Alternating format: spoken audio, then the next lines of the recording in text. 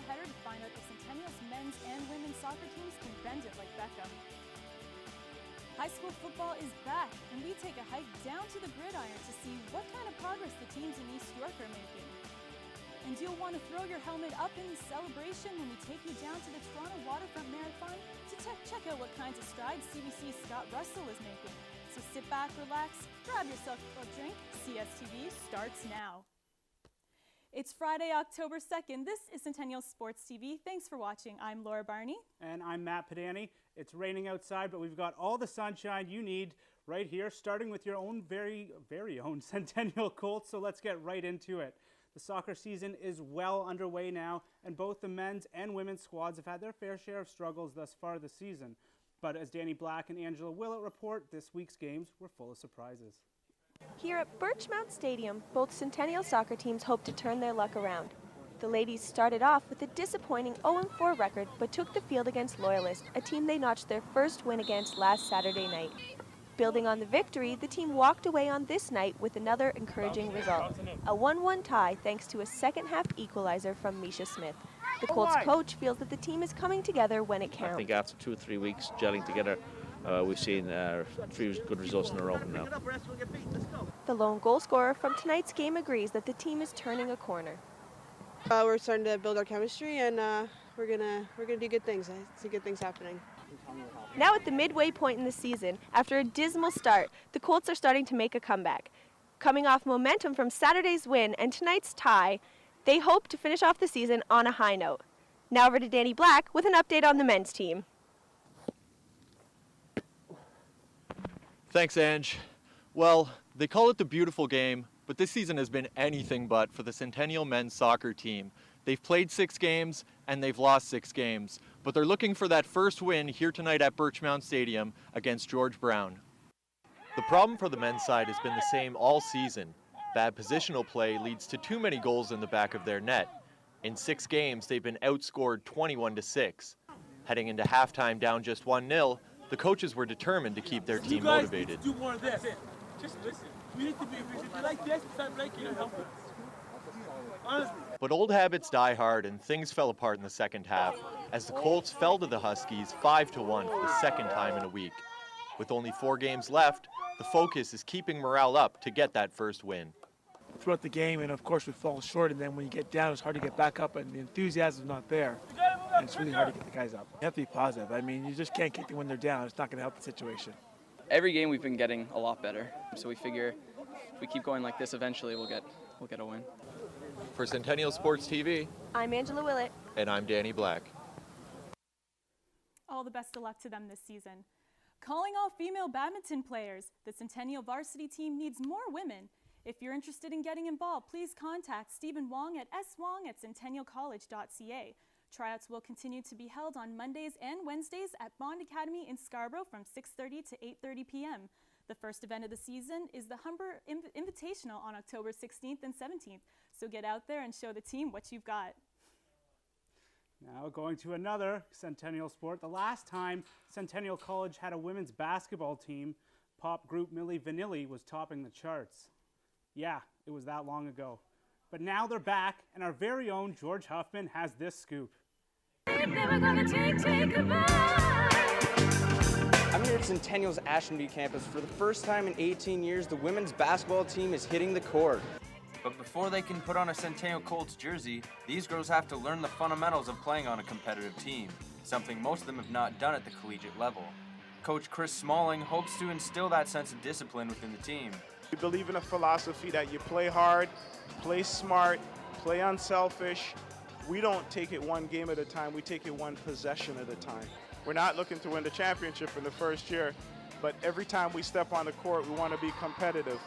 Being their first season, there's little pressure to win, but the coaches still want these girls to bring high intensity levels come game time. Coach Nicole Penny was on one of the last women's teams, and now she is happy to bring her experience and knowledge to a new group of players in need of guidance. It means a lot because when we played with the determination to win and compete at a high level, and it gives them an outlet to do that again. Sweating through some tough drills, the players are embracing the hard work. They know the team is going into the season as underdogs, and it pushes them through the long practices.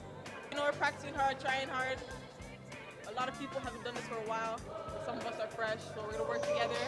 There is noticeable excitement within the team, and along with their commitment, this will go a long way in creating the chemistry they need to compete. 1 out of 10, it's like a 10.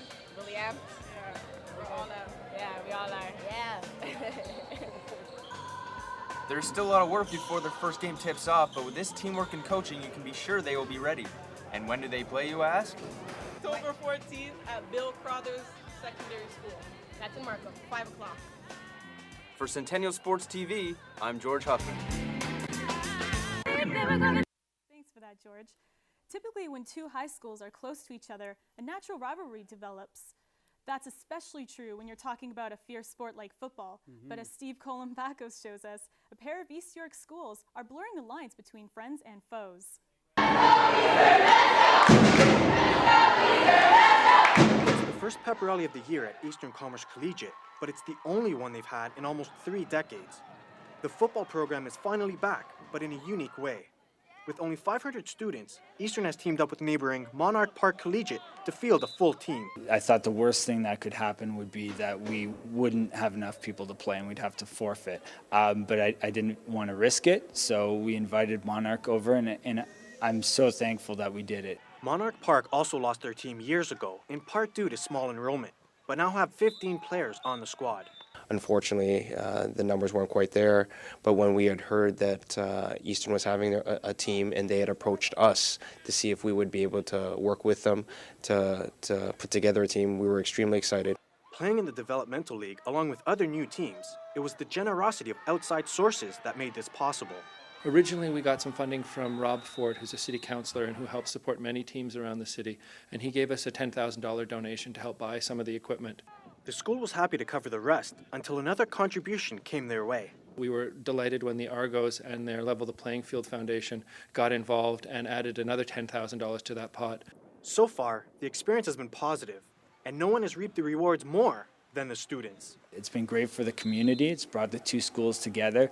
The kids have bonded. They get along tremendously well, and I think it's going to be great for both schools and especially for the community. Football brings a lot of people together. We're one team, 2 schools.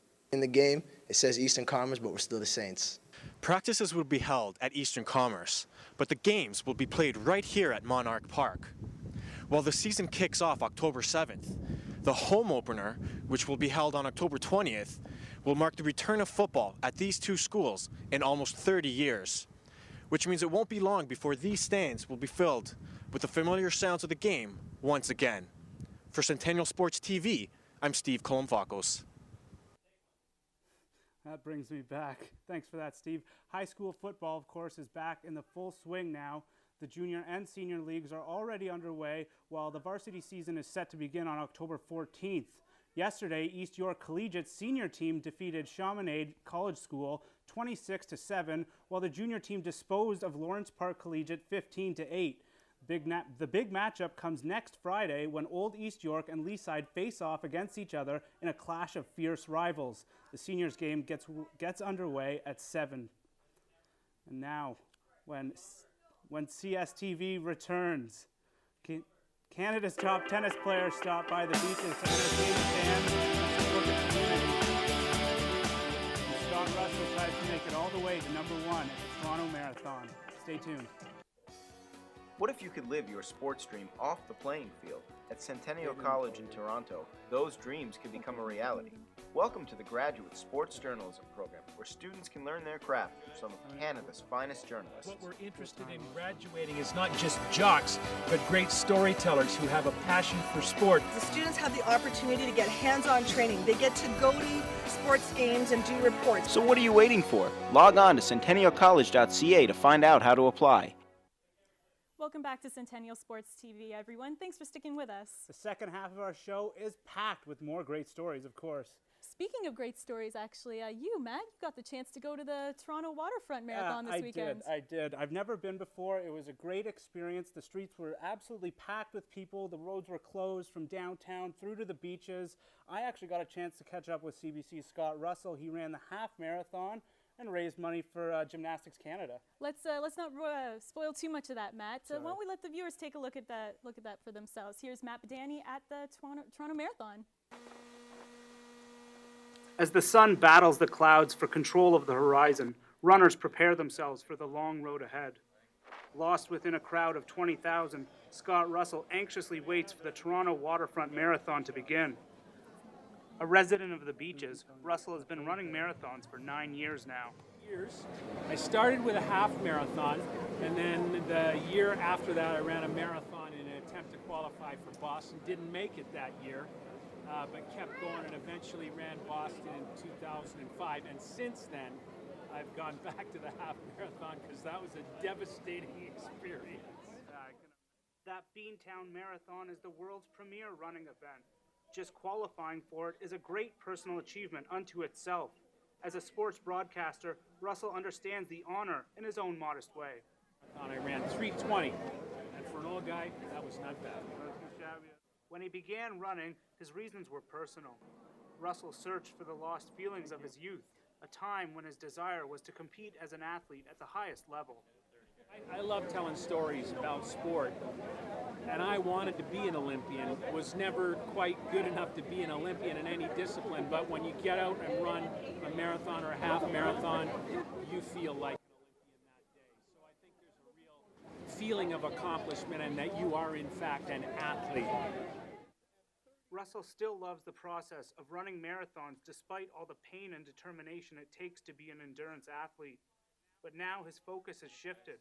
For him, the race has become a way to connect with people and give back to the community he loves so dearly. Russell teamed up with J.P. Caron, the head of Gymnastics Canada, to run in support of the organization. So he called me up this year and said, we're running a program called Adopt a Gymnast, where we want to get kids involved in gymnastics at the grassroots doing elemental procedures. And will you help us raise money? So I did, and I went into the charity challenge here at the Waterfront Half Marathon, and we ended up raising, I think, we had 10 runners on our team, and we raised about $20,000. So as Russell says, running a marathon is about defying mortality, proving to yourself that you can overcome the odds, and finding that sense of camaraderie and community. And at an event this size, you can bet those feelings are only ever a few feet away.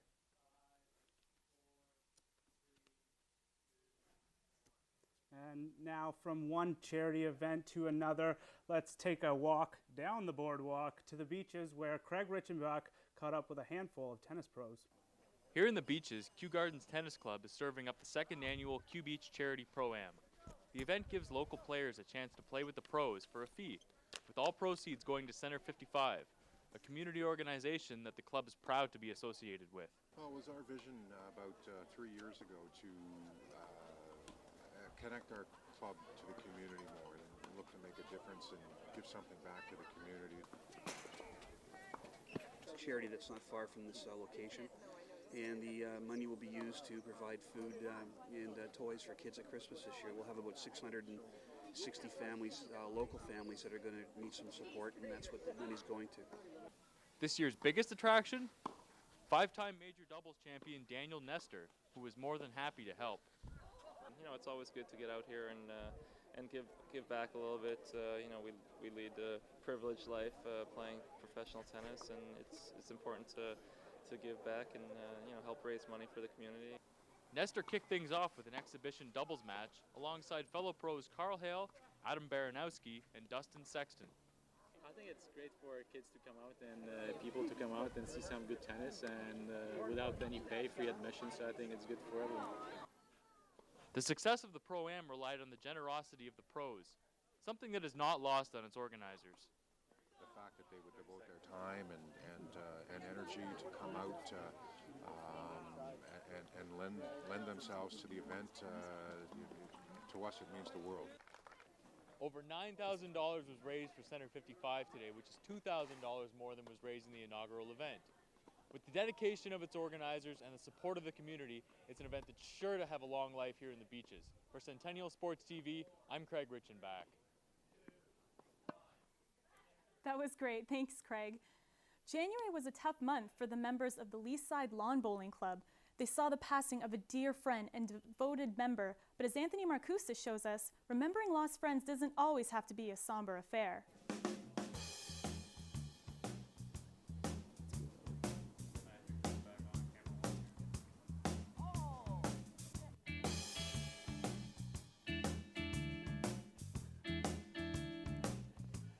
here at the Leaside Lawn Bowling Club for the second annual Dorothy Ranta Memorial Tournament, an event honoring one of the most influential figures in the club's history. She was our first woman's president, and she gave her whole heart into anything that she did in Leaside.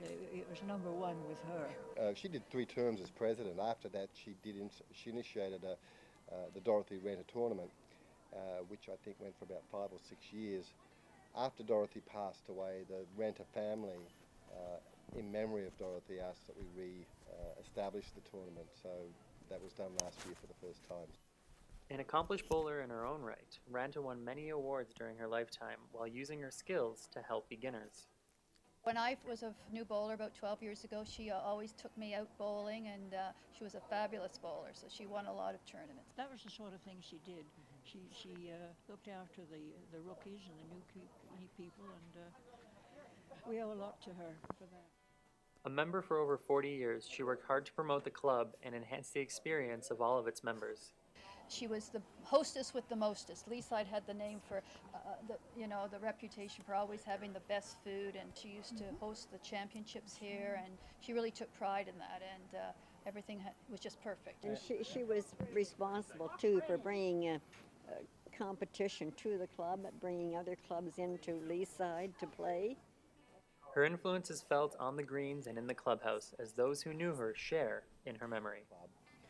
Promoted lawn bowling to many, many people who joined the club, and this is a very tight community. Dorothy really left a legacy about the way the club operates. For Centennial Sports, I'm Anthony Marcusa. Thanks for that, Anthony. Good choice of music, by the way. Now, another session of boot camp is getting underway soon. If you're looking to get the body you've always wanted while doing so in a female-only environment, that's important. And this is for you. Toronto Boot Camp has 2 locations in East York, and both begin their 4-week schedules this Monday. The Beaches Camp runs at Kew Gardens Park, while the Danforth Camp runs at Withrow Park. For more information on dates and times, go to bootycampfitness.com. There's a Y in there. You can catch me there, Matt, this weekend. We always hear hockey stories about raging parents, safety issues, and rising costs of the game. But right here in East York, we found an association that believes in building community spirit rather than wins or losses. Matt Levicki has the story. Hockey in East York isn't just about the game, it's much more than that. It builds community spirit and better people thanks to the dedication of coaches, parents, and volunteers. The East York Hockey Association was founded in 1944 and has been an important part of the area ever since. It's a community, small-based organization. It has a really good name, not only in economic value, which is very important these days, but also in the people that we have working here. The coaches are not necessarily always interested in winning, but providing the sport for the kids to enjoy and to learn at. The idea is that you not only learn this individual skills as a hockey player, but you learn the individual skills in terms of being out there in the greater world and treating people with respect. Hockey dads and moms agree that playing the game can help kids be confident, responsible young people. Being on a team, having people depend on you a little bit, the thrill of victory, the agony of defeat. I think he learns from that and takes that into other areas. It helps with the homework. They're more disciplined at school. Thanks to the dedication of everyone involved, the kids learn the game and skills for life as well. East York is no different than any other organization, and that the bottom line for us is that we're here for the kids. We want the kids to play. But still, having fun is the best part. Matt Levicki, Centennial Sports TV. East York Hockey rules! I love hockey. It's been 43 years since the Toronto Maple Leafs paraded from historic Maple Leaf Gardens to Old City Hall to celebrate their Stanley Cup victory. Will this be the year that harrowing streak finally comes to an end?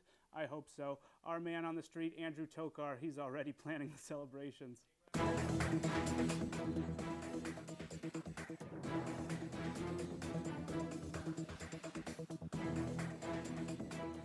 There's a welcoming smell in the air. And you know what? It's not just souvlaki and tzatziki. It's the smell of hockey. It's opening night. The Toronto Maple Leafs are back. That's right, your 2010 Stanley Cup champions are here. let's go plan a Stanley Cup parade. Let's go see what East York thinks of this year's Stanley Cup champion Maple Leafs. Are you ready to go AWOL?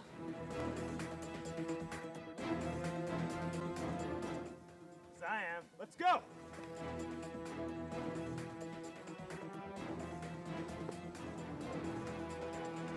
What would you say are the chances that the Leafs win the Cup this year? I'm going to say the chances in my heart are 100%, and in reality, who cares?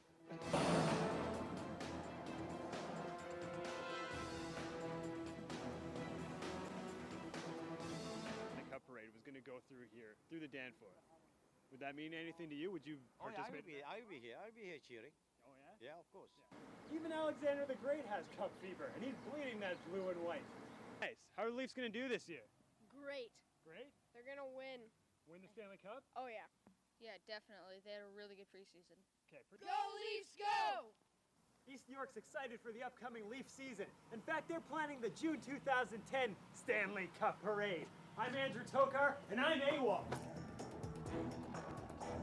I don't know about Stanley Cup, but I think they're going to make the playoffs. What do you think? Yeah, spirit's there. That's all you can really ask for. Well, I'm thinking somewhere in between 6th and 8th position in the Eastern standings. What, do you think they're just going to drop it? Number 1.